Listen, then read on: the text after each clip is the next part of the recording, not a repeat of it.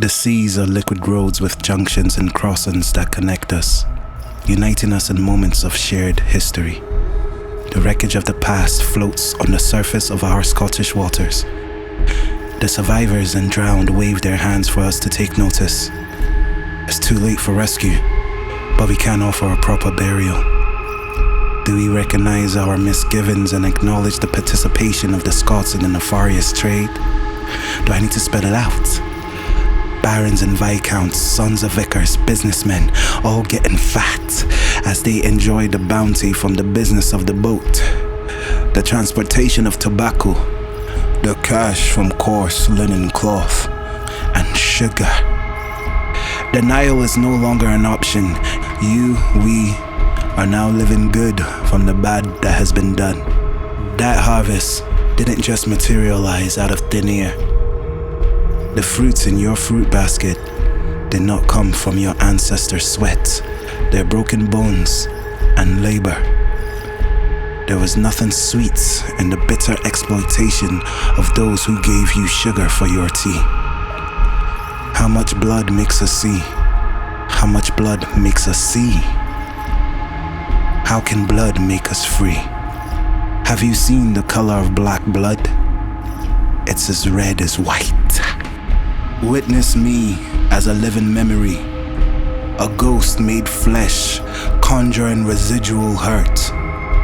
Picture me as an African woman, dragged by the legs as the ground scrapes my back like sandpaper, then forced, squashed into an overflowing ship, toes creating C-shaped hooks on the edge of the wooden deck. The pain so intense that it burns my soul like belly dancing infernal flames.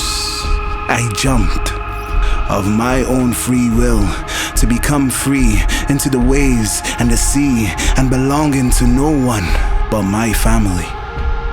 In memory and in hope, relief from pain, free in death, 1,000 fathoms below. What does it take for a woman or a man to choose the waves and the deep over breathing, over life? It takes 9 knotted tails. It takes iron forged in Birmingham.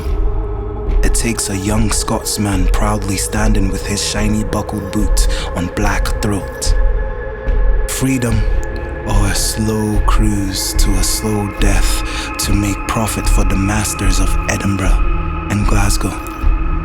Imagine only being seen as an opportunity, being dragged across the salty seas of tears. To be worked like mules, machines, to be tortured, starved, and to die in misery. They used my mothers and my fathers like an orange, squeezed all the goodness out and threw away the carcass into the pits of the forgotten. From Freetown to the plantation to what you see around you now. If it wasn't for the blood of my ancestors, those who were punished, pushed, pressed, pressured, peeled, poked, and provoked, there would only be crumbs and dust and maybe whiskey. We are not our ancestors. How can we be?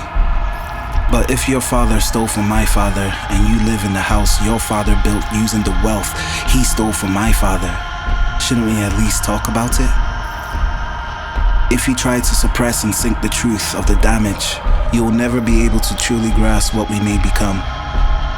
Aren't we all Jock Thompson's barons, cut from the same sheet of multicolored skin, each one of us unique, custom-tailored configurations welded by the bang of the universe?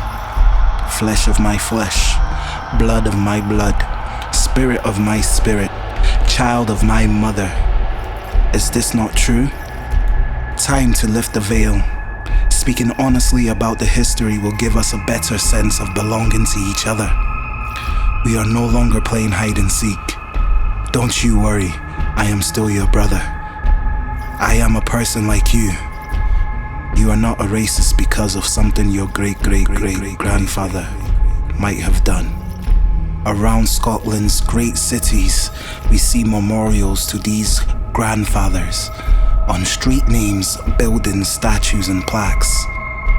James Lindsay, Henry Dundas, Archibald Ingram, Andrew Buchanan, John Gladstone of Leith, just to mention a drop in the huge sea of beneficiaries. Where are the names of my great-great-grandmothers and grandfathers written? There are no memorials, so I will create them in my own memory. I remember. Maritu, Jelavina, Aduma, Tena, Fatima, Tinjan, Kweku, Mensha, Akuye, Funke, Amuna, Oluwada, Ayodele, Fumilayo, Dilion, Jashara. And I ask that you remember them too.